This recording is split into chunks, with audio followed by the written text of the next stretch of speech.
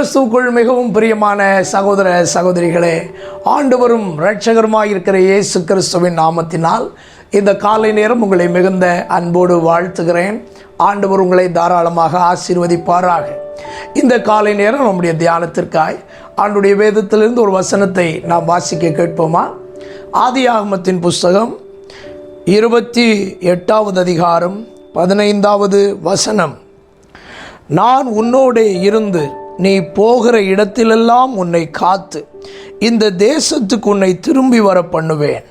நான் உனக்கு சொன்னதை செய்யும் அளவும் உன்னை கைவிடுவதில்லை என்றார்.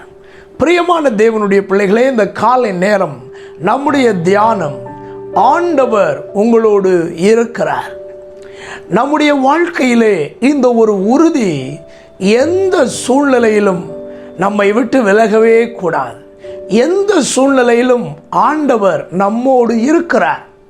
அவர் நம்மோடு இருக்கிறதினாலே தான் எல்லா சூழ்நிலைகளையும் நாம் தாண்டி வருகிறோம். எல்லாவற்றிலும் நாம் நிலை நிற்கிறோம். எல்லாவற்றிலும் நம்முடைய வாழ்வு ஆசீர்வாதமாக மாறுகிறது. சூழ்நிலைகளை கண்டு கர்த்தர் என்னோடு இருக்கிறாரா என்கிற சந்தேகம் நமக்கு வரவே கூடாது. சாத்தானுடைய தந்திரத்திலே ஒன்று, சூழ்நிலைகள் நாம் நினைப்பதற்கு மாறாய் இருக்கும் பொழுது ஆண்டவர் உன்னோடு இருக்கிறாரா என்ற கேள்வியை உங்களுக்குள்ளே போட்டு விடுவார். அன்பானவர்களே, நாம் யாரும் சத்ருவுக்கு இடம் கொடுக்கக்கூடாது.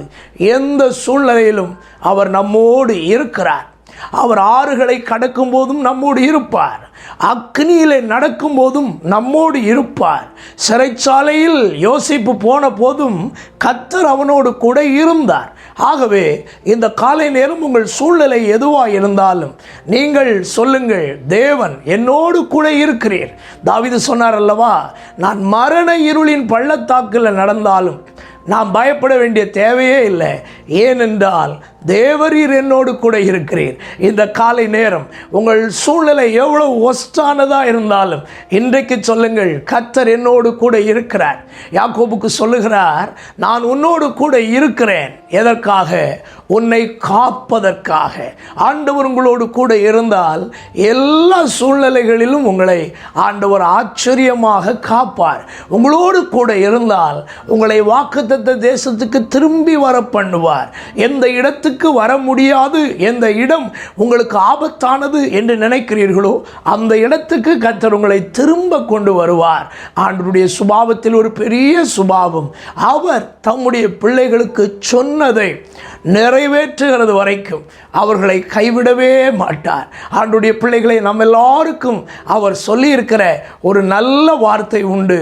உங்களுக்காக ஒரு ஸ்தலத்தை ஆயத்தம் பண்ண போகிறேன். நான் ஆயத்தம் பண்ணின பிறகு நான் இருக்கிற இடத்துல நீங்களும் இருக்கும்படி உங்களை சேர்த்து கொள்ளுவேன். அப்படி என்றால் நான் என்ன வார்த்தை சொல்ல வருகிறேன் என்று நினைக்கிறீர்களா? நம்முடைய வாழ்க்கையின் முடிவு பரியந்தம் அல்லது ஆண்டவர் இயேசு கிறிஸ்துவின் வருகை பரியந்தம் நம்மோடு கூட இருந்து நமக்கு சொன்ன வார்த்தைகளை எல்லாம் அவர் நிறைவேற்றுவார். அன்பானவர்களே, கர்த்தருடைய வார்த்தையை நம்புங்கள். இந்த காலை நேரம் அவர் என்னோடு இருக்கிறார் என்று விசுவாசியுங்கள். உங்கள் வாழ்வு ஆசீர்வாதமாய் மாறுவதாக. ஜெபிப்போமா? எங்களோடு எப்பொழுதும் இருந்து எங்களை நடத்துகிற நல்ல தகப்பனே, உம்மை நன்றியோடு துதிக்கிறோம் ஐயா.